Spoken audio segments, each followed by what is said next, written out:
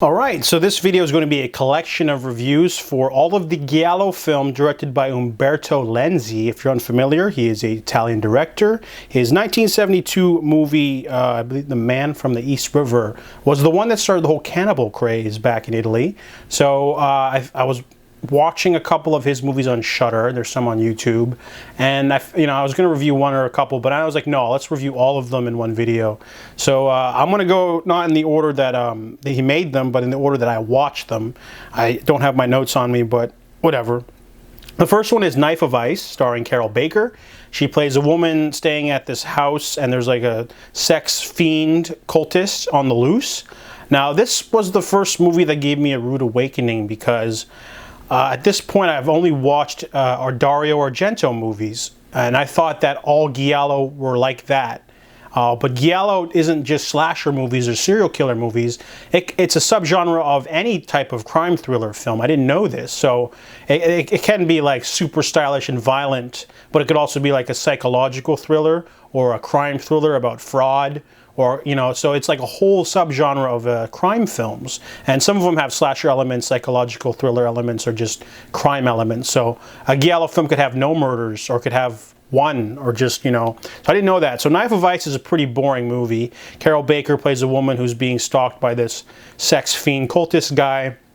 And then, there's not much going on. I didn't realize this, but when I was watching, there's no kills in the movie, and I was like, what's going on? This is a pretty terrible Giallo. But then we get this ridiculous twist at the end, and it doesn't work. So I remember giving this one a 0 out of 10. It's not worth watching. Carol Baker's beautiful and all, but no, it's a no from me. The next one is Seven Blood-Stained Orchids. This is a woman who survived an attempt by the Half Moon Killer. He's a serial killer, tried to kill her. However, she survived, so the police tell her to keep quiet.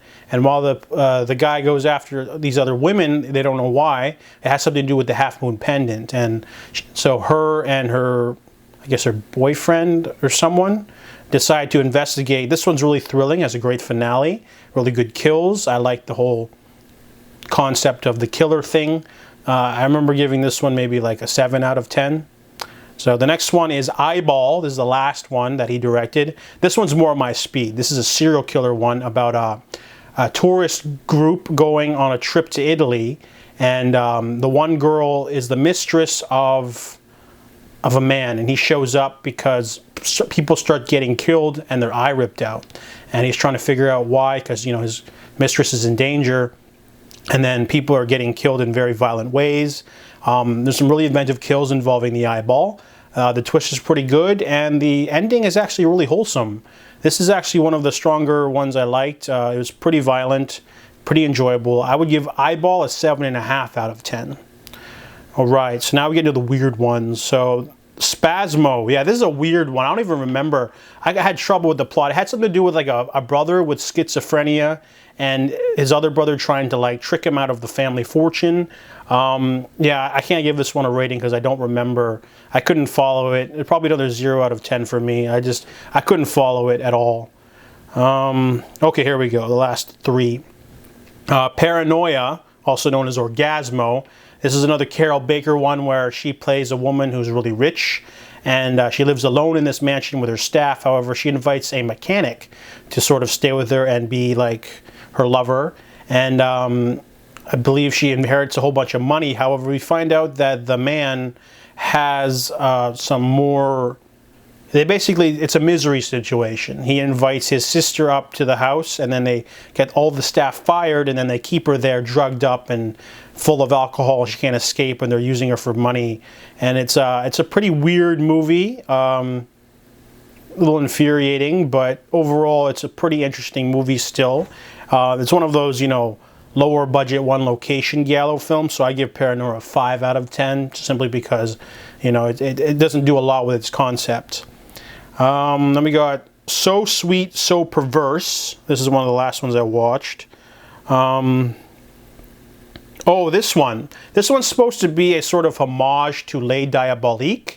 However, I really didn't like it because it was really pedestrian. It has no twists. You'd think stuff would happen and it just goes forward. It's the equivalent of there's a killer on the loose and then they catch him, but in a really boring, dumb way. So this one's about a rich socialite who lives alone above a couple, and he gets involved with her because she's being abused by her abusive boyfriend, and then he gets involved in it, and then everyone gets involved, and there's like a four-way thing.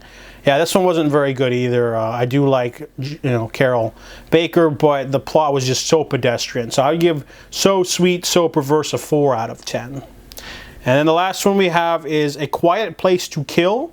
This is the one with the, the one with the race car driver. Okay, so this one's really weird. It's about a race car driver. Oh yeah, I like this one.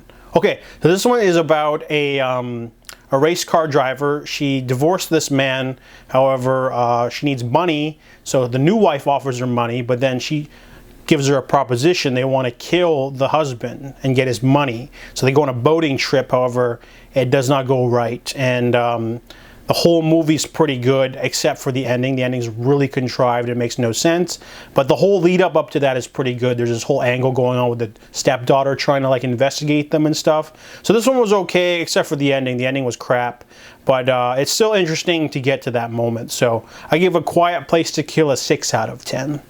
And there you have it. Those are the 7 giallo that I watched from director Umberto Lenzi.